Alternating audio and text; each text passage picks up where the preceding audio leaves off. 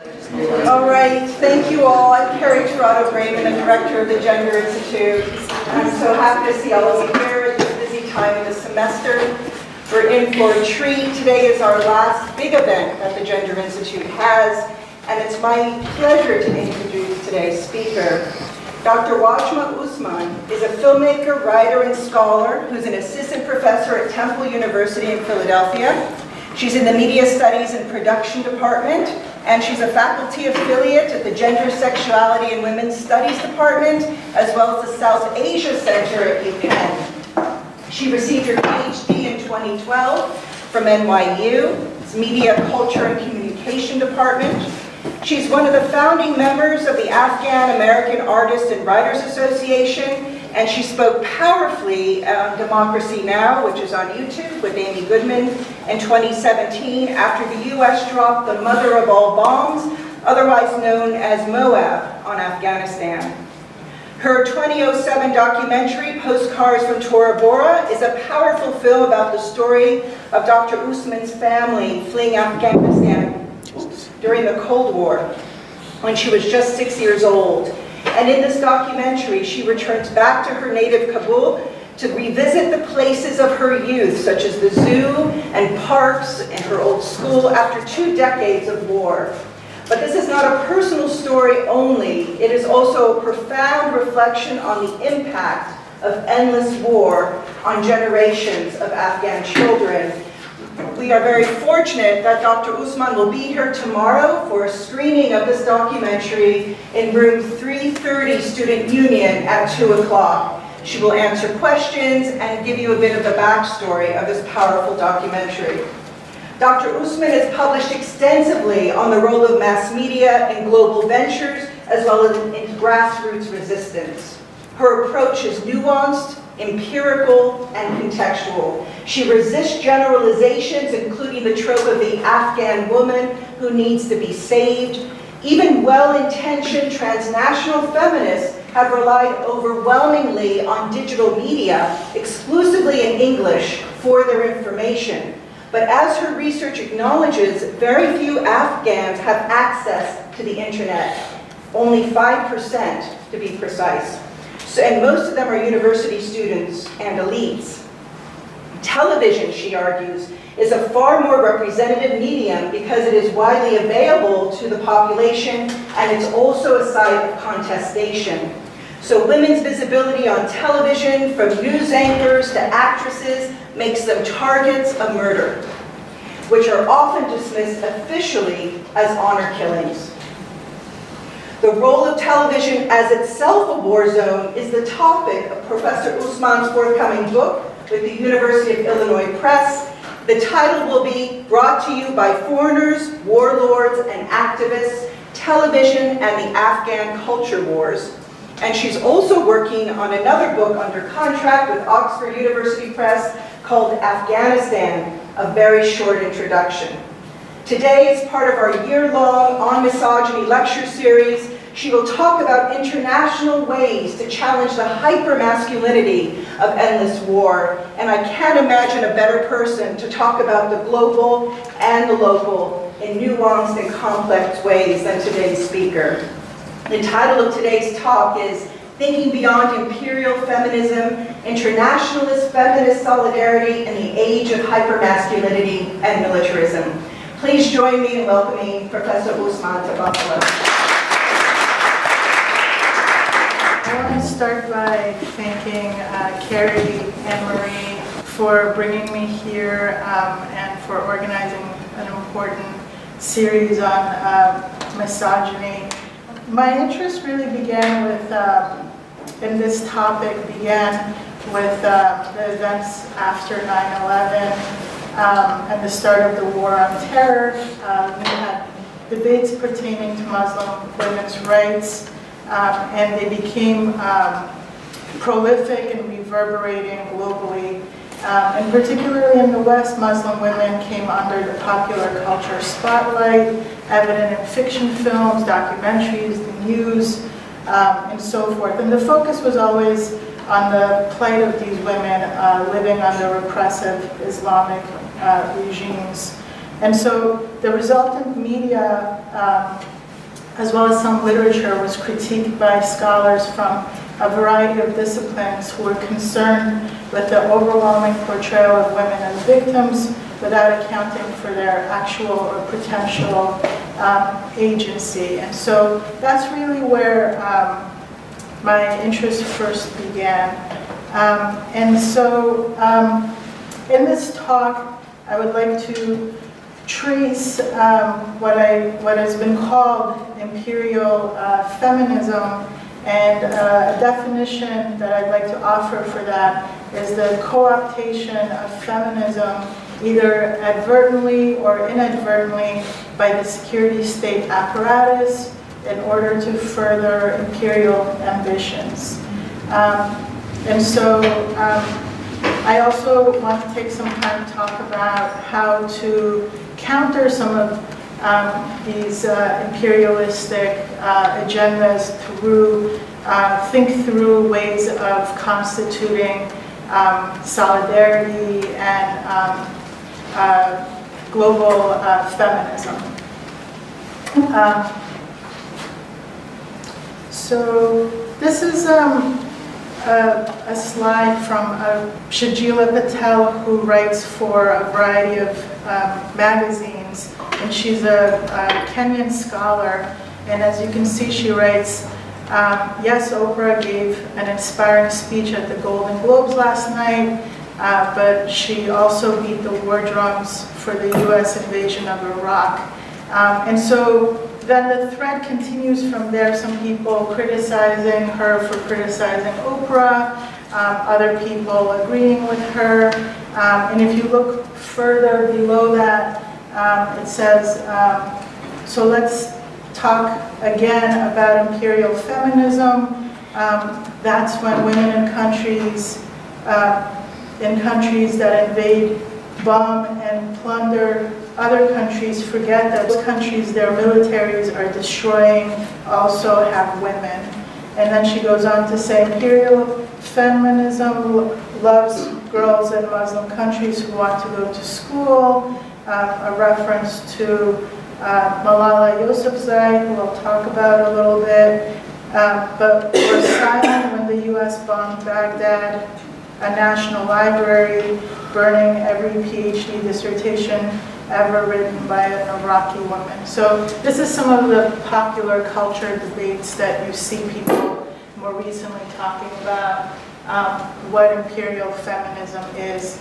And so, as I said, it's important also, as academics and scholars and activists and so forth, to not just engage in criticism, but also think through what some possible solutions could be in ways to build movements to counter some of these cases of imperial feminism. And so that's partially what I want to do in this talk. And I'll start with the anthropologist Faye Ginsburg, who advocates for a participatory and collaborative practice of knowledge production. And she bases her work with indigenous communities and describes such media practices or productions as a form of, quote, cultural activism. And she uses the term to emphasize the intertwined sense of both political agency and cultural intervention that people bring to these efforts, part of spectrum of practices of self-conscious meditation and mobilization of culture more generally that took on particular shape and velocity in the beginning of the late 20th century. And the other term that she uses that she thinks is equally important to having a participatory and collaborative practice is called the activist imaginary, which is used to describe how subaltern groups turn to film, video, and other media, not only to pursue traditional goals of broad-based social change through a politics of identity and representation, but also out of a utopian desire for emancipatory projects, raising fresh issues about citizenship in the shape of the public spheres within the frame and terms of traditional discourse on polity and civil society.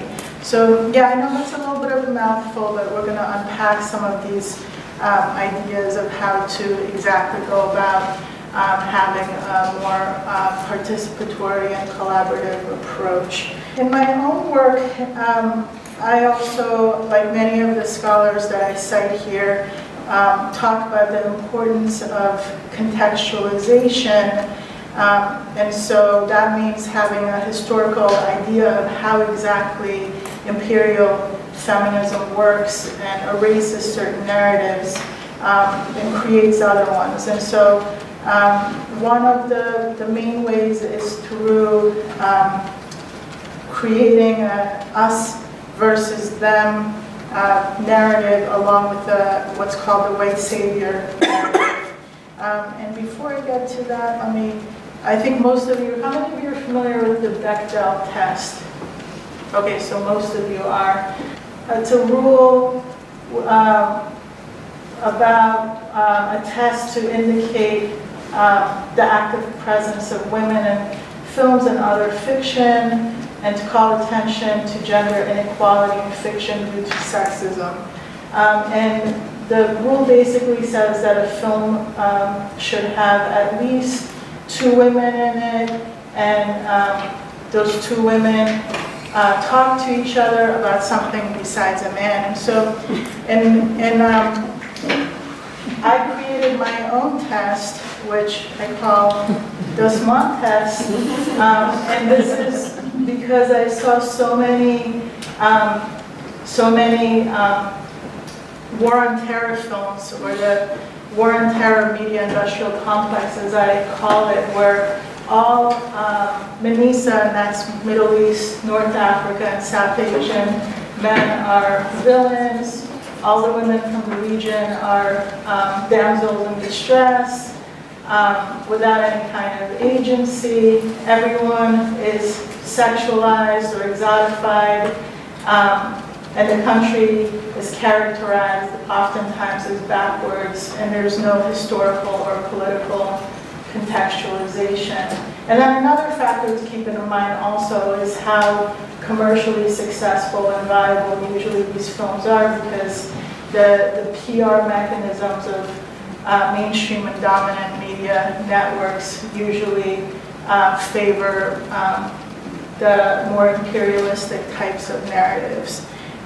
So these are just some of the sources that I'll be using, not all of them in this talk, and that's Laila Abulghad's work, Do Muslim Women Really Need Savings? And she has her book, Saving Muslim Women, Charles Hirschkin and Sabra Mahmoud's well-known article, as well as Timothy Mitchell's article, Make Jihad Islam in the U.S. Global Order, of course, Said's Orientalism, and Shohat and Stan, who talk about the idea of rape and rescue, that simultaneously there's a desire to rescue women from the third world, but at the same time also rape them. And then Joseph Massad's book, Desiring Arabs, which is about the exotification of Arab bodies or Muslim bodies, along with Spivak's famous saying, white men saving brown women from brown men, and Iris Marion Young's important work on the logic of masculinist protection.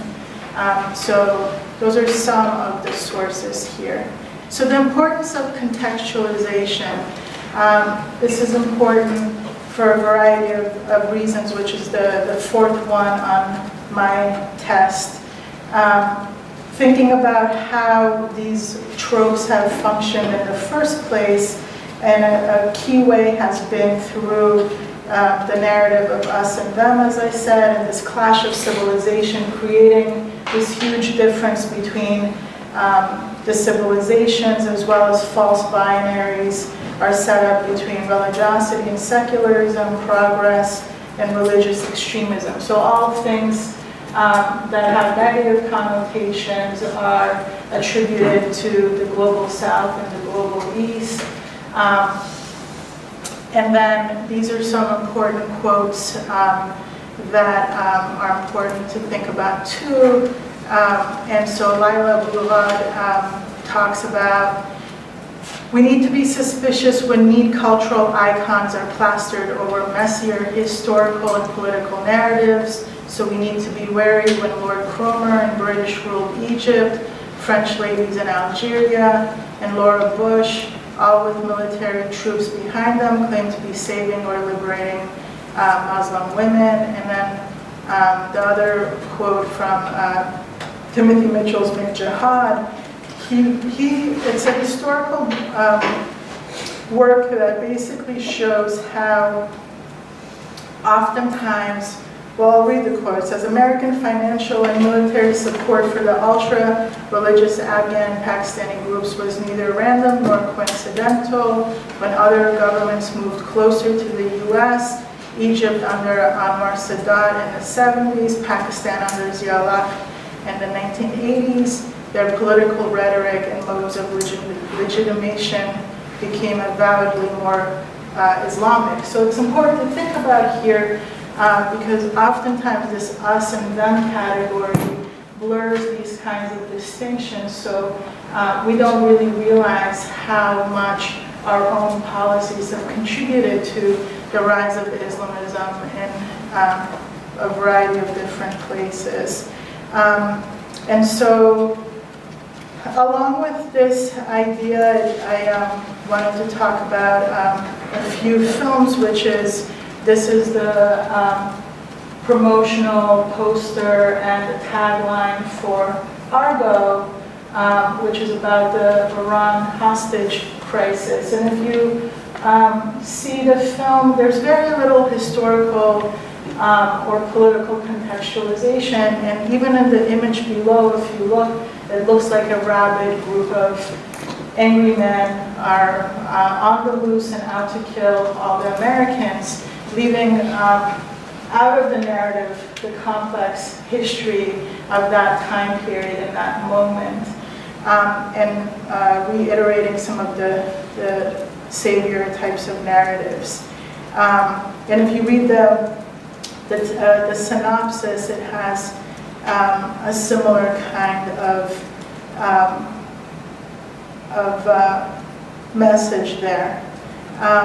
And so this is, the next one is my own film, which I made with my ex-partner, Kelly Dolak, and we're both co-directors and co-producers. And I showed this, which I'm actually showing tomorrow here, because I think it's very important to have collaborative projects that show perspectives from people on the ground. And in the film, we interview, I've spent most of my life here in the US, so I don't claim to have a complete, fully Afghan experience, but I have experienced, as a child, some of the war there. And we also interview many people who've experienced U.S. war on terror and so forth. So,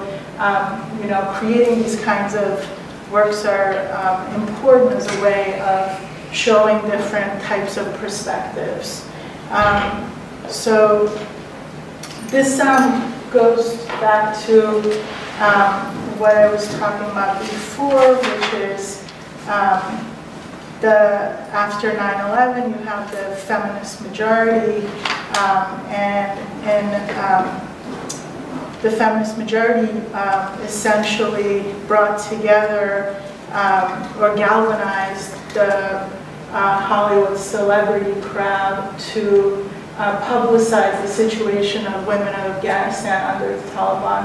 And so I give them this is from an article by Charles Hirschkin and Saba Mahmood, where they're critical of the feminist majority because the feminist majority made some statements that correlated all of Islam with very problematic tendencies. And in particular, one of the statements was that Islam in a variety of its forms is generally oppressive to women.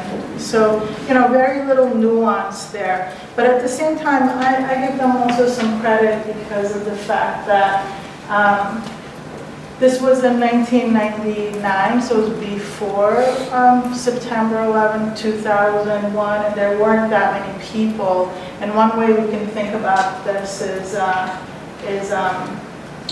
Spivak's concept of strategic essentialism, because some Afghan feminist organizations themselves also amped up the victim narrative to a degree in order to get attention turned. Because after 9/11 and right before it, there was many people who jumped on the bandwagon, but they started a little bit before then when it was hard to get anyone to pay attention. So that shows some of the complexities. But of course the dangers is that then it turns into a situation where you have these kinds of, in the American psyche and in the press, there's this reverberation for attacking and killing and Muslims. So it goes beyond, first it's Osama bin Laden or Saddam Hussein, and then it goes to creating some kind of xenophobic fervor for all types of difference and others, in particular people from the Manisa region. That's just a little bit. So this is an image of me doing my research in Afghanistan. I'm in a Chinook helicopter, which is the double helicopters flying with the U.S. Army along with some reporters and journalists, and I was an independent researcher that were allowed to go to different areas. And there was a level of openness. This was during the Obama era where engaging in research and having access to these types of things were permitted that are not really the case now. And along with that, these are some of the, I didn't include the images, but there was a number of local Afghan journalists with us too. And this is a woman who's I don't know what the official term is, but a shooter. She was in the back of the helicopter, which is open. So the whole time is completely open, which I found a little unnerving. And then this was our communication officer, who was the one that was in charge of keeping the journalists and reporters and independent scholars like me, directing us when managing where we go and not to go. And so, many of the people involved, both on the military side as well as on the communication and behind the scenes side, were women, which brings me to how the U.S.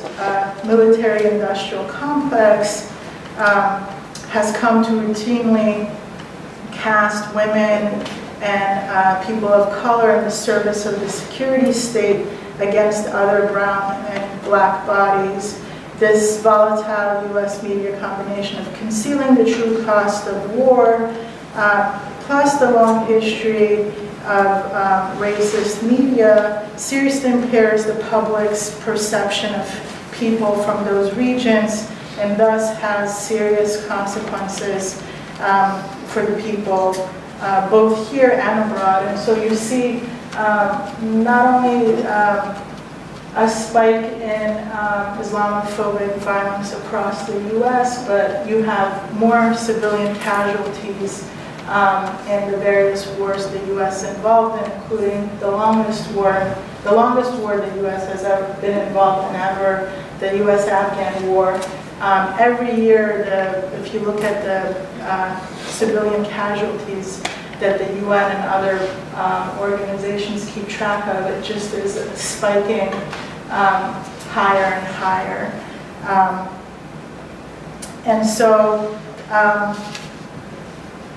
yeah, working for the security state apparatus, both on and behind the screens, has provided women as well as POC a platform to challenge racism and sexism and claim equal rights to citizenship premised on saving and protecting the nation state. So this is an image of Madeleine Albright, Hillary Clinton, and Gloria Steinem. And there was a controversy over, I don't know if people are familiar with it, but a few colleges didn't want Madeleine Albright to be their commencement speaker because she had made some statements that, I think it was on 2020, the reporter had asked her if it was worth it, the sanctions in Iraq that killed, something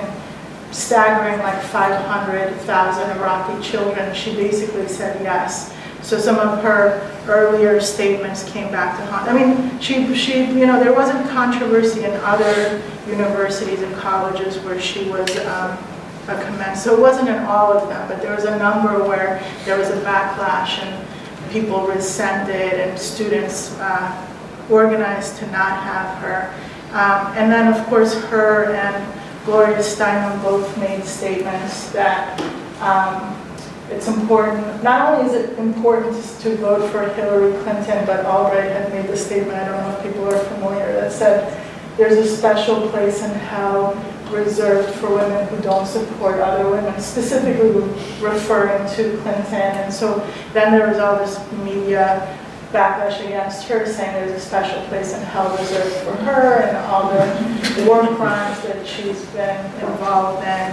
And at the same time, especially Gloria Steinem and to a certain extent Hillary Clinton have become models of what we think of when we think of American feminism. But now there's many debates that I think are important to think through that cast a shadow on some of their work. And so this was the cover of Fortune 500, which talked about how far women have come. And I don't know if people are familiar with who these people are, but I think the main woman at the front is the CEO of Lockheed Martin. So they're all weapons manufacturers. I think one's Boeing and so forth. So this is how we gauge how far women have come.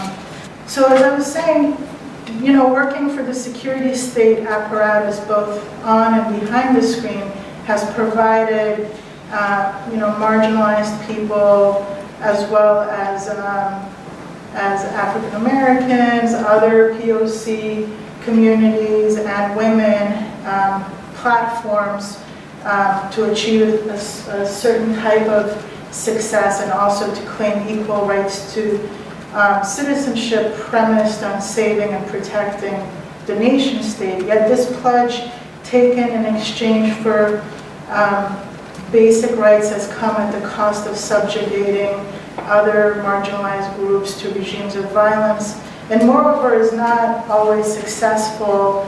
In the wake of World War II, you have African American vets who were denied equal access in the GI Bill of Rights, and films such as Mudbound and Glory show how African Americans risked and sacrificed their lives, yet were denied equal rights when they returned home.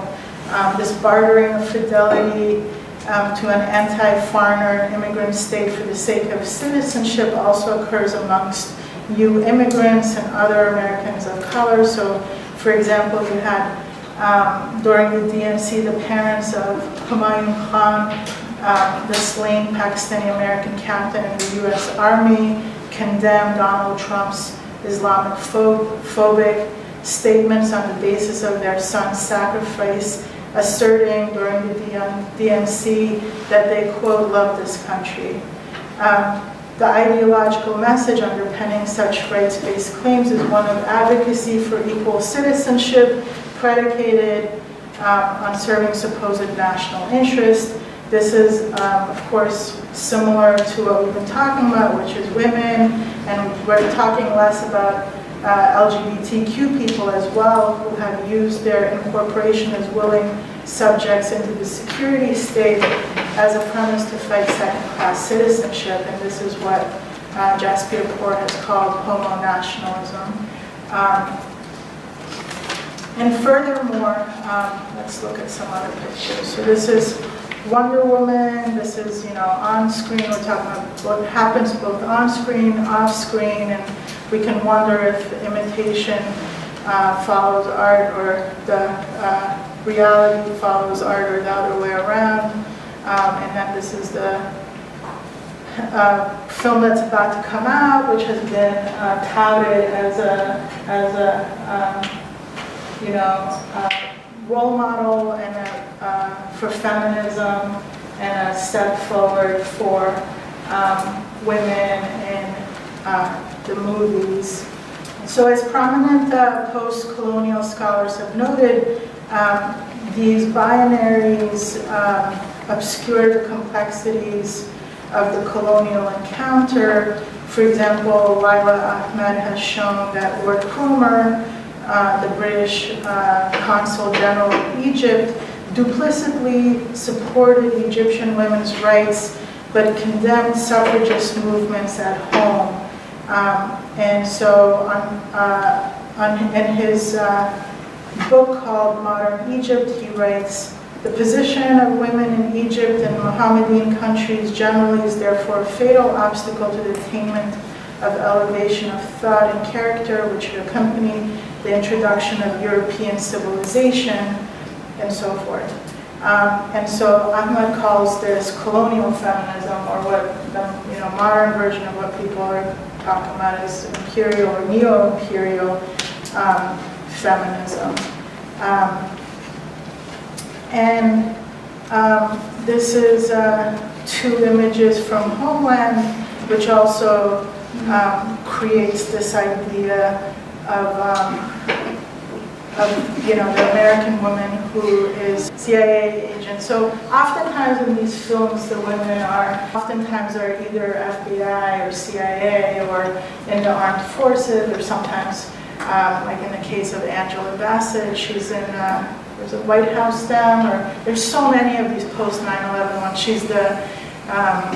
She's like the security chief. Sometimes you have, like Denzel Washington or Samuel Jackson, and positions of president or vice president. So oftentimes you see them elevated to these high positions, creating, this idea that women and people of color are elevated and have a degree of rights here that, as most of you, especially those of you who I imagine are studying with the Gender Institute know, is not the case. And so, likewise, so similar to Lord Cromer during British colonial times, you have George W. Bush and Donald Trump's administration have been quite passionate about the equality and liberation of Muslim women and Afghan women and so forth, but they repeatedly undermined the rights of American women and other marginalized groups, including LGBT communities and immigrants within this country. And so this is a new Reuters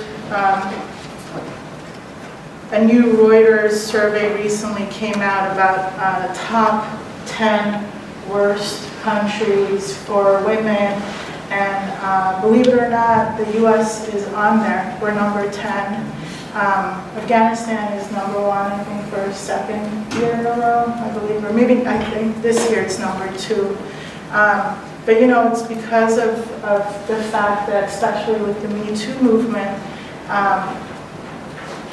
it's come to light, and in this survey, which conducted, interviewed a good number of people around the world, it came to light that one of the statistics is 1 in 5 U.S. women have been raped And so, people were surprised that, why is a Western country like the US, which was the only Western country on this list of 10 most dangerous countries for women? But, I think for people who live here and also do research in this area, it's maybe not that much of a surprise.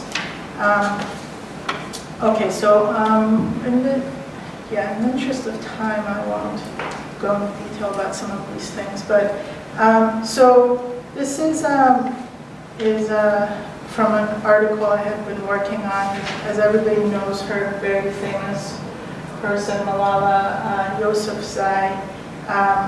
And so she was the youngest Nobel Peace Prize winner, and she herself has argued in the way that she's been co-opted in many ways.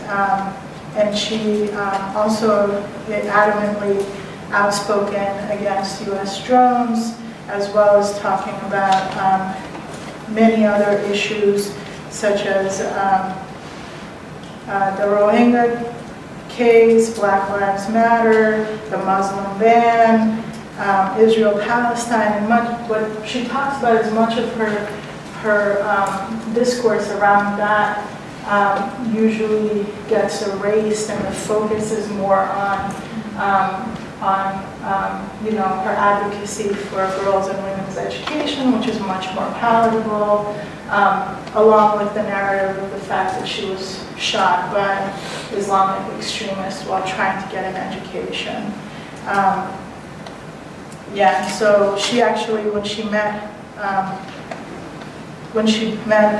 former President Obama, brought up the issue of drones and other things, but it was not really part of the White House briefings that reached the public. So she tweeted about it in that respect. As I mentioned before, she speaks on all kinds of issues and has been very active in talking about the Muslim ban and so forth. So then the other, this is Malala Joya, who is an Afghan parliamentarian, and I think people are probably less familiar with her, but she's one of Malala Yousafzai's stated role models. And Joya too experienced recognition following a particular event. However, her crossover has been fraught due to the fact that she is critical of the U.S. government. And the event that made her famous in the region, at least, in Afghanistan, Pakistan, and so forth, is that she made a public denouncement of Afghan warlords and their war crimes during a 2003 public assembly when the UN was ratifying the new Afghan Constitution. She also made the link between the funding and rise of many of the local warlords to both the Cold War politics and U.S. funding of many of these people to the rise of extremist Islam currently. And so the event was broadcast on all Afghan TV and radio stations, and she became a local celebrity, and then she was elected to the parliament, and then the parliament multiple times tried to remove her and briefly also suspended her because many of the members of parliament are warlords.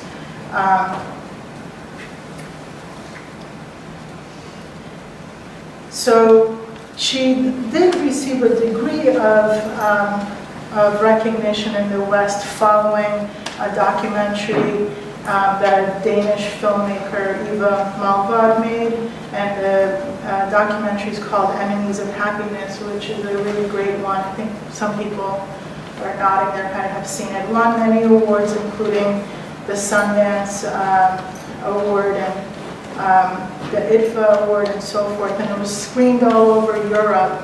And then a little bit later, because the U.S. is a little not, the U.S. media corporatization is a little bit behind, so they screened it a little bit later on PBS under a different title called A Woman Among Warlords. And so this is a book that she subsequently wrote. Then a group of us, I work with a few different anti-war as well as feminist and Afghan organizations, activist organizations, tried to bring her for a tour to the U.S., a book tour, and she was denied a visa. The official statement from the U.S. was that she's currently unemployed because she was under suspension from being a member of parliament, an MP.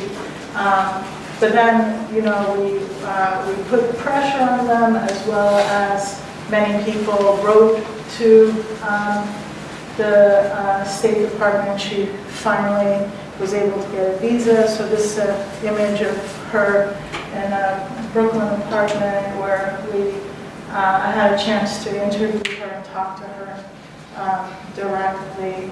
And so her critiques of Afghan warlords and their misogyny are palatable to Western institutions, but it's the political force of her anti-imperialist convictions that were hard to swallow and ultimately led to her not receiving the same kind of recognition.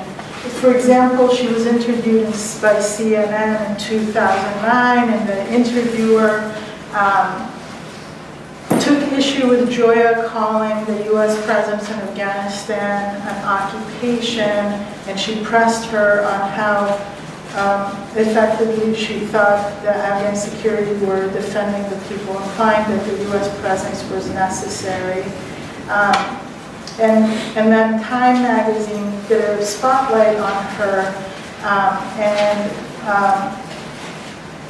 and they had, as the person who wrote the commentary for her spotlight, they had Ayan Hirsi Ali, who wrote, quote, "I hope in time she comes to see the U.S. and NATO forces in her country as allies.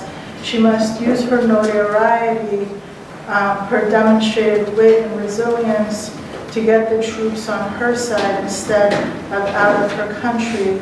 The road to freedom is long and arduous and needs every hand."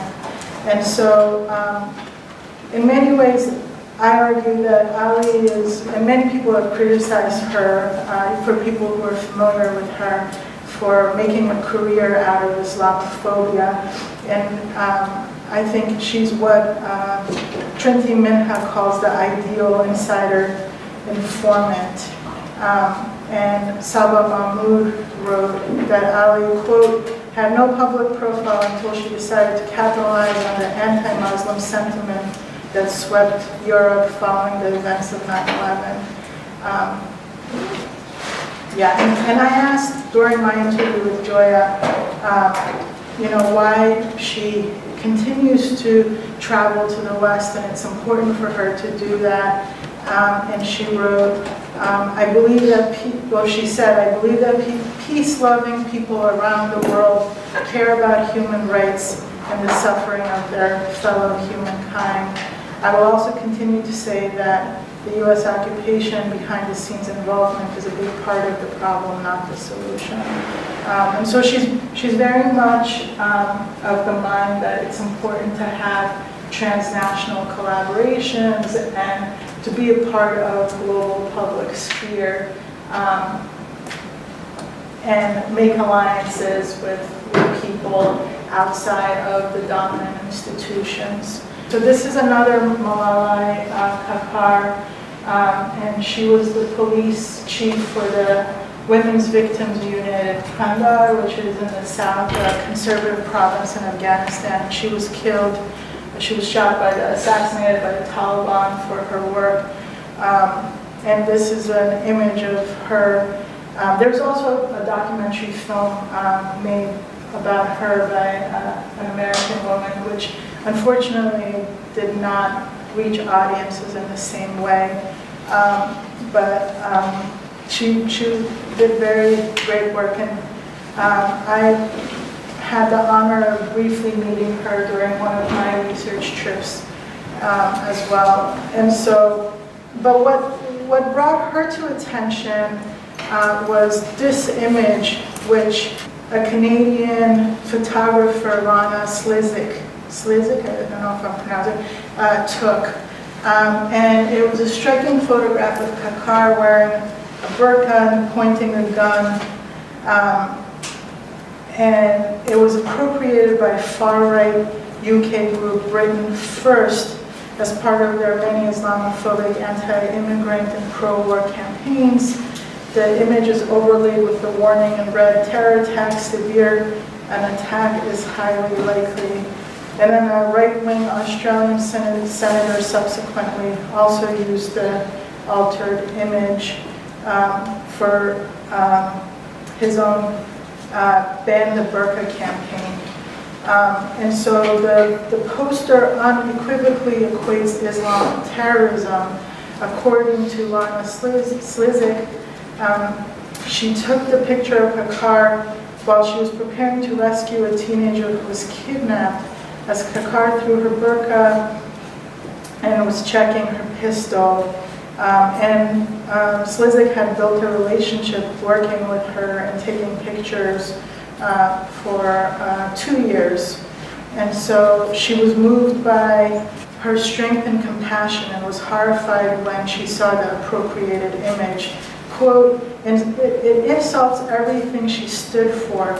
It insults her and her family and suggests a story that is the opposite of the truth. Yet she still was not able to, despite copyright laws, get the image down. It continues to get hits on Facebook and other social media sites. And you know, the Britain First is similar to, there's many of these right-wing pseudo-feminist organizations like Femin that have been popping up all over Europe. And this is an image from another article of mine where the image of Malala was used to highlight some of her drone activism, which is how many of you would know my name if I was murdered by a US drone strike. This is also from the same article. This is an organization in Afghanistan, Pakistan region called Foundation for Fundamental Rights, and they made these huge images of children to place in fields in the border area of Afghanistan, Pakistan, which is where most of the drone attacks happen, because there were many reports that that the drone operators were far removed, thousands of miles from the actual site, see this as a video game. There was an expose actually in Rolling Stone where they called people a bug splat, so they started a hashtag, not a bug splat. This is about the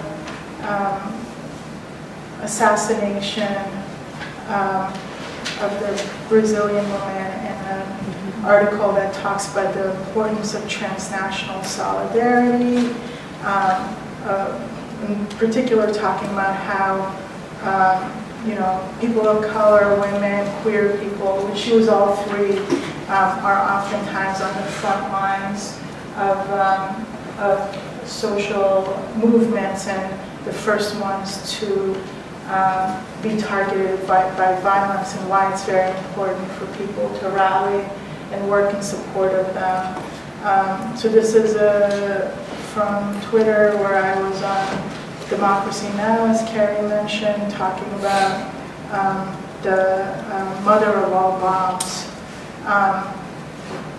And this is also from Twitter. I was on the Lehrer show to talk about how this type of an image was used by Trump to talk about how, oh, maybe they're not always backwards. At one point, they had more rights, so it's worth it to continue to bomb them, which the logic doesn't even make sense if you think about it.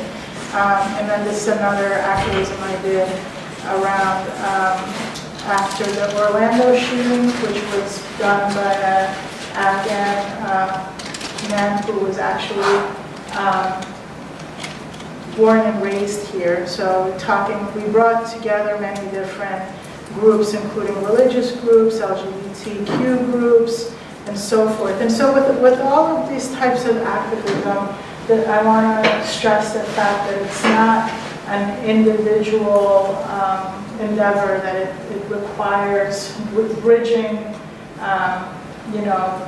both cross-culturally, cross-nationally, and including across gender, sexuality, and so forth. As activists, academics, media makers, allies who genuinely care about human rights issues globally, how can we improve the situation of third world women?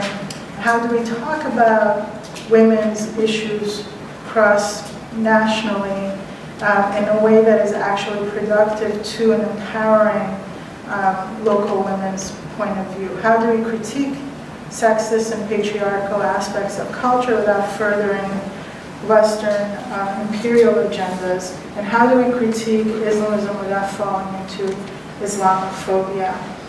And so I think one way of thinking through it is to highlight the voices of third world women in a nuanced way and be attuned to geopolitical contemporary issues as well as historical ones. And to do this, we have to critically interrogate imperial narratives and tropes, and also to highlight local women's political activism, producing media that take into account the complexities of the on-the-ground regional gender and sexuality battles also requires in-depth research and reporting, which is not prioritized in our profit-driven media environment. Thus, it's key not only to listen to stories of women activists, but to foreground their voices, because they're the people most entrenched in those societies, and it means enabling local activists, reformers, politicians, and human rights experts to lead both debates and policy challenges. And I've met many people doing these types of transformative human rights work, but only very few of them get selectively recognized here. But those that who have lived and are living through this era's rise of anti-women fanaticism know exactly how the situation became dire, what the root causes are, and what are therefore the possibilities. I'd like to end with this quote from Edward Said. Well, along with Said, Cornel West, Judith Butler, and Angela Davis, many of them have demonstrated how imperial and national violence are intricately linked. And so it's important to keep that in mind, as well as Angela Davis's statements on the importance that she made during the Women's March, the importance of feminist intersectional solidarity that brings together many different types of movements, be it Black Lives Matter, Muslim Lives Matter, Islamophobia, anti-Semitism, misogyny, capital exploitation, and so forth. So unlike the security state apparatus, wherein citizenship for minorities and marginalized populations are quid pro quo, that is contingent on serving empire, for Said, equal rights for everyone regardless of race, gender, class, or nationality is simply inherent to being a human being. But he also believed that our identity affiliations and markers, be they racial, ethnic, religious, and so forth, are dangerous when they become entrenched and dogmatic because we forget what ties us together, our current humanity and shared history. And this is one of my favorite quotes from him, which I'll end with, which is, he writes, "It seems to me that unless we emphasize and maximize the spirit of cooperation and humanistic exchange," and here I speak not simply of uninformed delight or amateurish enthusiasm for the exotic, but rather a profound existential commitment and labor on behalf of the other, we are going to end up superficially and stridently banging on the drum for our culture in opposition to all others. So, thank you.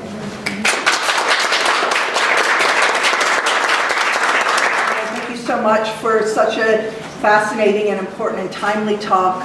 And let's open up the floor to questions, observations. So I have a question about something that I saw recurring throughout.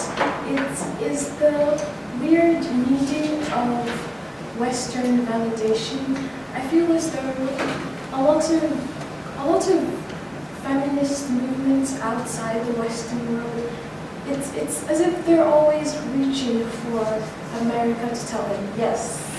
And it's just how do you deal with that? With understanding that when the Western world tells you yes, you can push your agenda forward, but you'll always have to kind of remix that agenda so that they can tell you yes. So how do you deal with that situation?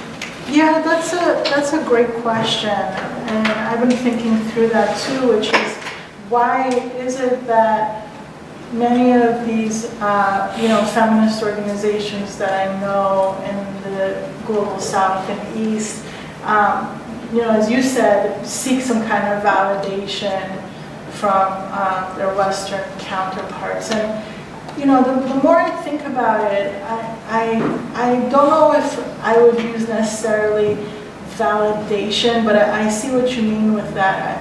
To me, it seems also that it's a matter of funding, right? So reaching Western audiences means that you have more access to recognition, and then therefore you can have more money. And so it's a fine line, because then what happens is if it becomes too superficial or watered down, it can be co-opted, right? Those same messages. But in my interviews with for example, Rawa or Ambastagi, or there's a number of other organizations, or in the case of Malala Joya, who works with some of these organizations too, it's also a desire to build alliances, right? And then maybe, I don't know, I'd have to think more about it. It does seem on a certain level that it's some kind of validation, but it also seems to me like it's beyond validation too. It's very material things that arise from that, if that makes sense. I don't know if that answers your question. Yeah. Or what? I mean, maybe another way of saying it, why do you think these organizations seek validation? I think it's different because we're from different countries. Okay. So perhaps in the case of the countries ravaged by war, they need money. My country is not ravaged by war. Which is where? Nigeria. Okay. It's ravaged by colonialization. So there is still a mentality that whiteness is the pinnacle of existence. Mm-hmm. So the feminist organization back home that reach out to the West, mostly it is for validation and not really for money, or it's for validation. It's some kind of internalized racism and other things. That makes sense. It's very interesting. Yeah. Thank you. So really, really interesting talk, and we just we're coming off. We just had a 2-day conference on women's movements, and one of the things that came out a lot in that conference was actually kind of a politics of visibility. And I really appreciated kind of some of the nuance that you brought into this talk, because sometimes I get really, really tired of the ways in which kind of imperial feminism is talked about, right? Because I think that that people that that sometimes use this term allied kind of feminist ideas with who's become visible, like who captures attention, and then they don't have a theory about the way in which media power actually works. And if we were going to talk about an area of the world in which feminists have very little power, is actually the media, right? Like, so if you look at who shapes news, who shapes social media, what's going on Facebook, what's going on YouTube, like it's really clearly emerging, I think, from some scholarship that this whole media environment is really driven by misogyny, right? And it's really driven by people, like maybe they're not misogynistic exactly, but they've given a huge platform for militarism, misogyny, sexism, Islamophobia, everything is there. And so then to kind of hold feminists accountable for who becomes visible, even as feminist spokespeople, feels to me to be like, we're like not fighting the right battle, or we don't recognize where the power lies. You mean like who becomes visible from the global south and east, or who becomes visible out of American feminists? Either, both, right? Like, so who gets positioned as feminist spokespeople here? Who becomes positioned as feminist spokespeople of the global south, right? What kind of narratives are shaped about the global south, right? Because it's really hard to get in those other voices. Like your voice is there, but you know, you're not known to very many people, right? But to say like that, like I think that's really important. But the critique we need to be much more. And I really enjoyed your talk on this because I think we need to be much more focused on critiquing like the power of the media, right? And how media shapes these things sometimes, right? And then how it works with the security state. Like I think that a lot of the feminist critiques of the security state have not really wrestled enough with the power of the media. Yeah. And I think, you know, you can tell me more about the visibility aspect in terms of the debate around that.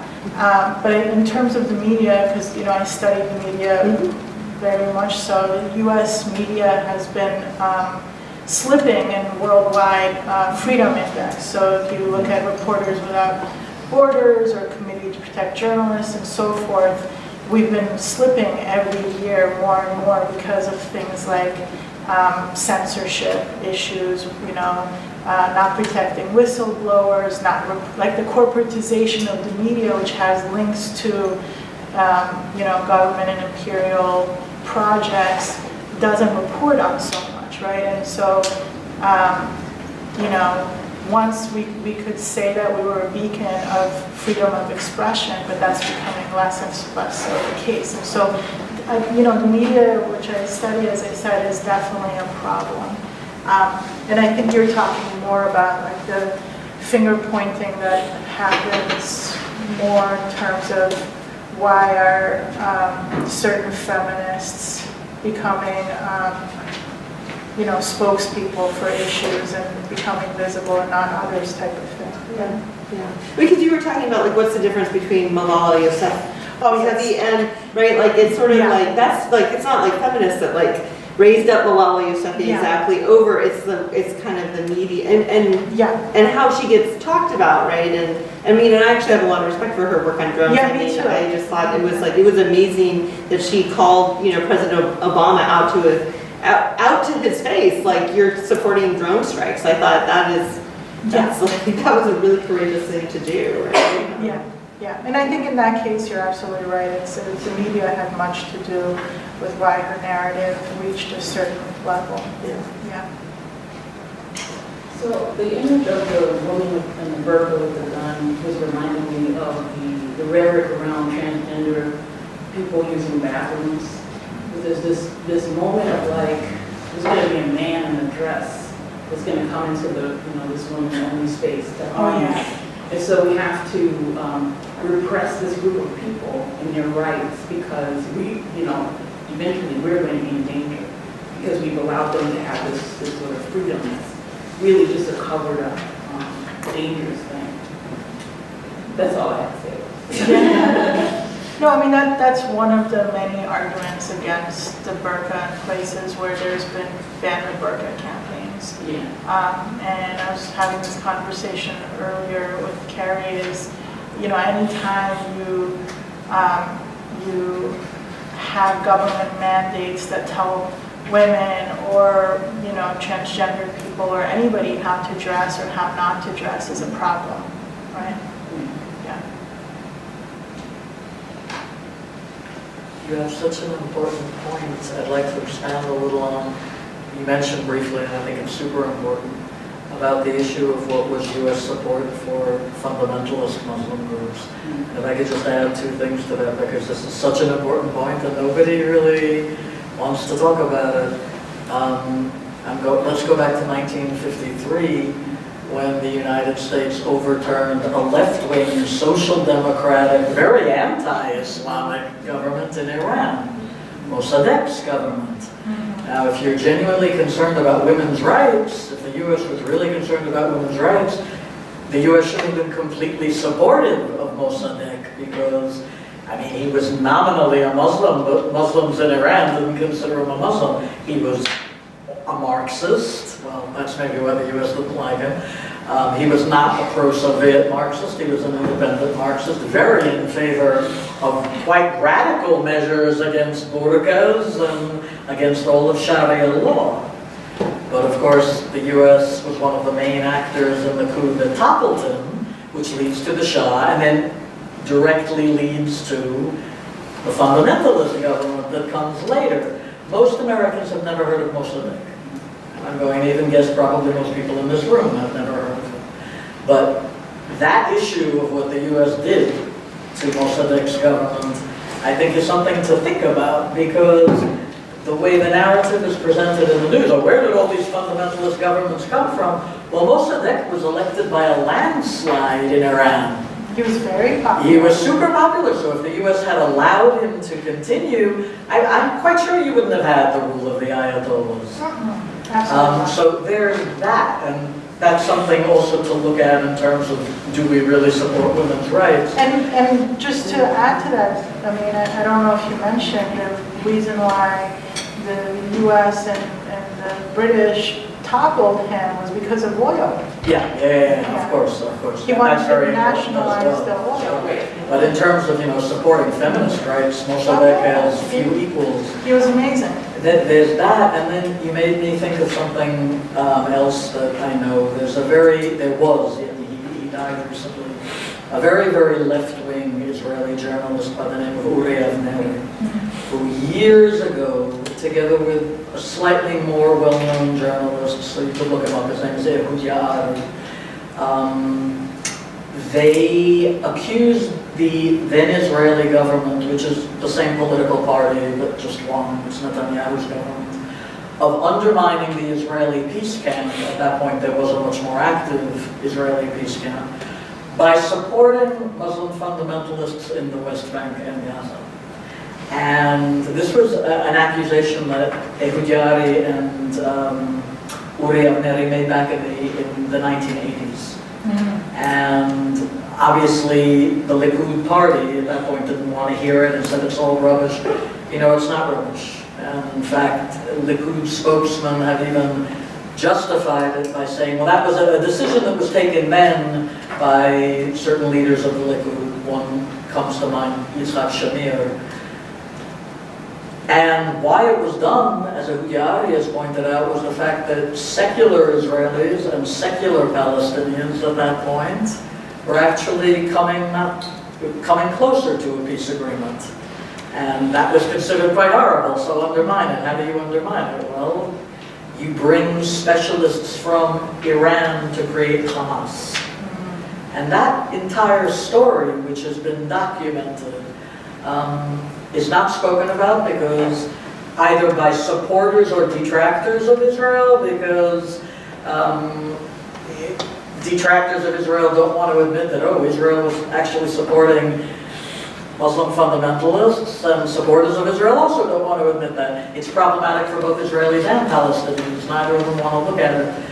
But it shows you how clearly that boomerang of fundamentalism was played with to undermine precisely progressive movements that if they'd been allowed to continue, Yeah. would have thwarted fundamentalism. So I just thought you might want to look up those sources. Yeah, no, I will. Uri I'm not- Avneri. Yeah, I wrote them. I'm not familiar with that case, And but a forgotten chapter. Yeah. It's there. and that's what Timothy Mitchell's argument in many of his books and articles is that there's a close link, you know. And I also want to make it clear, like the type of fundamentalism he talks about is or extremism is an extremism that's you know anti-Muslim, anti-women and very misogynist and it's like a very draconian type of Islam. But to differentiate that from, during my research I met with a number of more progressive, you know, just like there's more progressive, you know, Jewish religious organizations. There's a number of that too, right? But, you know, who gets supported, and I'm most familiar with the Afghan-Pakistan case. Like, for example, the CIA during the Soviet-Afghan War funded Gulbuddin Hikmatyar, who, you know, when I was growing up in Kabul, we called him the acid monster of Kabul because he would throw acid on the faces of girls and women who would go to school, you know. And so they're a particular type of extremists. They're not the progressive type. So, you know, there are definitely some progressive religious groups, but it's the extreme right, very draconian practices of Islam that most people don't even consider Islamic. You know, it's this harsh interpretation that we see with you know, all the religions. So you have your extremists. But no, thank you for mentioning that. The movie Death of a Princess, which dealt with the Saudi princess who was beheaded, she ran away with her lover. The distribution of that in the U.S. was stopped by ExxonMobil Wow, I didn't know back that. in 1979. Wow, I didn't know also, that. because they didn't like what it made out of their allies. So something. Yeah, and the sacrifices, yeah. Well, thank you so much for your talk. I just wanted to sort of refer back to a point made about Western validation regarding feminist movements and how it can be such a double-edged sword. I worked on the Malala story when it came out. I'm a journalist in Pakistan, and Malala's case is so interesting in how it's received globally versus how it's received back in Pakistan, where she's met with a lot of resistance, even from state bodies on occasion. And it's this very odd case where her feminist work garners her a lot of Western support, and she's called the West's darling in a lot of Pakistani print. But her comment on drones was the one thing that got her support back unilaterally in Pakistan. How interesting. It's this very odd thing where Western support for feminist movements can often compromise the standing of those feminist movements locally in countries that have a very sort of fraught relationship with the U.S. security state. And so you kind of have, like, even now with Aurat marches in India and Pakistan in the last 2 years, the biggest criticism that sort of a lot of anchors on television will say about this is these are Western funded and these are Western supported feminist movements. And so a lot of local feminists will immediately try to distance themselves from, we have no Western funding, these are indigenous organizing routes and things like that. So I just thought that it's an interesting way that Western funding or Western support for a local movement can go both ways. It can also compromise the movement internally in the countries that it takes place. Yeah, absolutely, and I think double-edged sword is a good word for it because sometimes it can backfire. People have been, like Rawa, for example, was in Darwin after 9/11, and now they're distancing themselves because they received such backlash locally. So now they're very much more vocal about not supporting what they call the occupation also. I don't know, it's not quite a question, but you had talked about when Ms. Doyle was denied her visa initially from the U.S. And I'm thinking of the ICC investigators who were denied entry to the U.S. to investigate our war crimes ongoing and past. And I'm just wondering if you see any chance of a successful campaign for that. lessons to read on how you're able to get her visa. Yeah. It's very different circumstances. But it's also not. It's also very tied, right? And that so the ICC, the International Criminal Court, it's unprecedented that a country would deny the investigators visas, and these are investigations into war crimes on U.S. bases and secret prisons in Afghanistan. And it was Pompeo, right? It was Pompeo who decided not to issue them visas. But you know, this is the problem of the shift that we see currently, where there's not much of global diplomacy, right? And it's very much America first, but in a way it's not even America first, because these types of actions where you're not behaving like a global citizen has many detrimental effects to us. But it's unfortunate. I mean, all I can say is when I heard they were first threatening to do that, I was like, oh my God. And then when they did it, I said, you know, this is unbelievable. But then again, it's not unbelievable. And it also goes to, I think Chomsky recently had a talk about just the reach of the U.S. security state is unprecedented. You know, the fact with Assange and so forth. It's all very scary. But yeah, I mean, building movements around that, I hope is the case, is that we can do something. And I know there's organizations like the ACLU and other ones who are doing certain things, but we'll see what happens. You know, there's some hope with some good new politicians, and we'll see. I don't know. So, yeah. I just wanted to ask about the story of, I can't remember her name, the photographer whose picture was, Olana Sluza? yes, it's then used by right-wing Britain persons. first. Britain, right. My question is, how exactly, is there any way at all to protect against that happening to, and not just photographers, but any person who works with bringing information and like bridging that gap of like what we don't see happening in the Middle East of the world. How do you protect your pictures or your content from being used? Is there any way to protect? Yeah, I mean, I know there's a whole branch of media studies which I don't specialize in, which is around, you know, issues of digital privacy and copyright issues. Unfortunately, right now there's not that many laws. So, you know, she herself tried many ways, including suing them and so forth. But part of the problem is once something starts to circulate, it's hard, and then other, you know, right-wing organizations pick up on it too. But, you know, I think similar to the other question of what can we do about it, hopefully if there's more of a movement, then that policy can shift, right? Because unless there's some kind of actual fines or policy changes that would impact these digital perpetrators, for lack of a better word, nothing's really going to change. But it starts with people taking action. But yeah, it's unfortunate. Yeah, I just have a question about the term Imperial Feminism. It reminds me a lot, some of the examples that you mentioned. It reminds me a lot, for example, like adoption of Korean children after the wake of the Korean War, or building schools in third world countries while you have Western or US companies entering in and drilling oil, for example.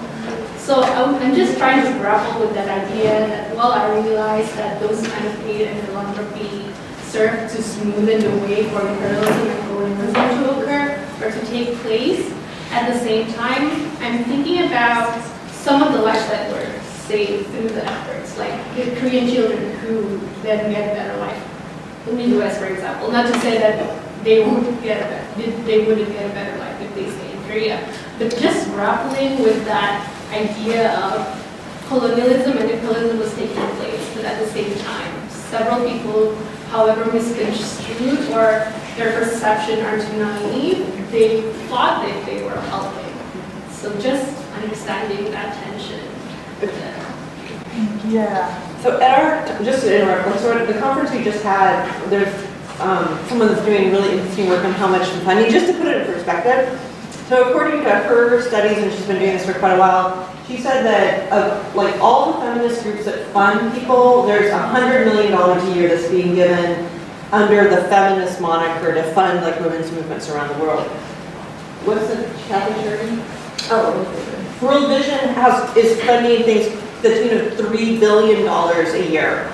Like, and so I'm sort of like, you know, we have to have this discussion about kind of funding feminism or funding women's movements in the fact that that's a huge, like that's a teeny, like women's movements are not being funded if we think about what is the funding going into religious organizations, what is the funding going to religious right organizations, and that the payoff, like so even though there's problems, like the payoff in terms of funding feminist movements is exponential in terms of connections to, you know, violent, like passing violence against women laws, passing, you know, equal right, you know, I mean, really practical things. And so sometimes I think we get too caught up, and here I'm agreeing with you, right? In taking our, you know, eye off the ball. Like if we think about like what is the USAID budget? How much of that USAID budget goes to, right? Goes to things that are feminist. It's so small that I'm like, I mean, I know there's problems, but I'm like, I just need to give more money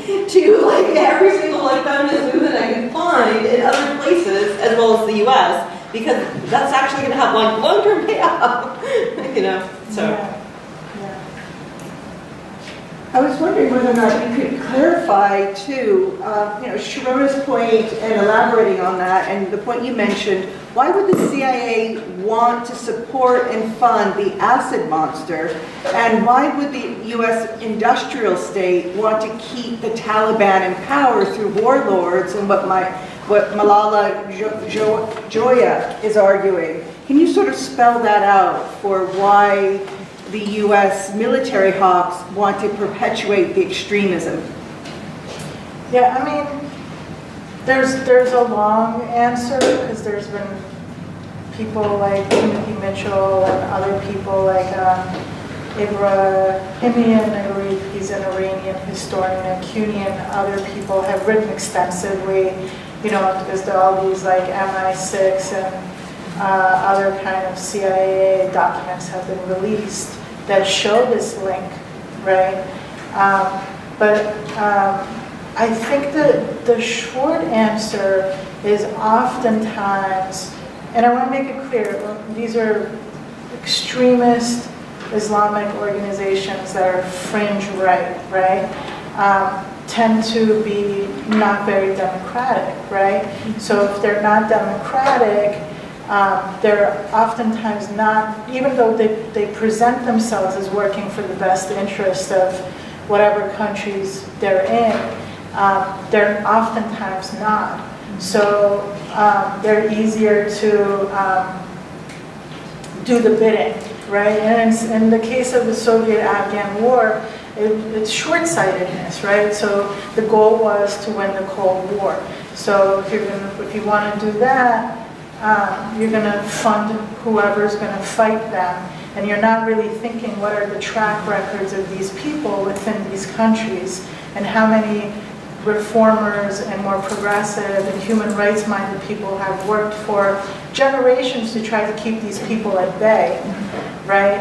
So it's meeting this short-sighted goal and not really thinking about the long term, whereas in the case of Mossadegh, as you pointed out, who's a really good example, but there's countless others throughout, you know, Central, South Asia, Middle East, Latin America. These democratic-minded people actually, who are popularly elected, oftentimes do work for the best interest of the people, and so they're less likely to give away natural resources or less likely to have bases and other types of military